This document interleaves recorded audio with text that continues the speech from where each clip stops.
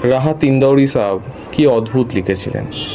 उंगलियां चलती रहती रात भर मोबाइल पर, किताबें सीने रख सो एक जबान आशा हो गया।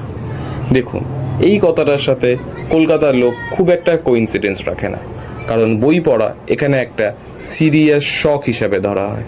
It's Kolkata episode and welcome to the college street. এটা হচ্ছে কলেজ স্ট্রিট, এশিয়ার লার্জেস্ট বুক মার্কেট।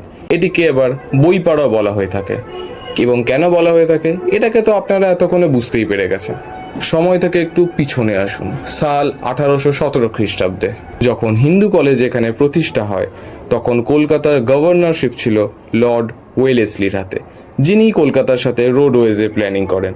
আর ওনার জন্য যেই সড়ক, যাকে দি গ্রেট আরটিএল রোড বলা হতো, তারই নাম হলো কলেজ স্ট্রিট। কলেজ স্ট্রিটে শুধু বই না, কিছু বিখ্যাত পাবলিশার্স, বড় ইনস্টিটিউশন আর ঐতিহাসিক কফি হাউসও তো আছে। সাল 2007-এ বেস্ট অফ এশিয়ার লিস্ট অ্যাকর্ডিং এই জায়গাটি ইন্ডিয়ার ফেমাস ল্যান্ডমার্কের মধ্যে একটি। বই ফিকশনাল হোক, এডুকেশনাল হোক বা নন ফিকশনাল, নতুন হোক বা পুরানো, এখানে সবই পাবে।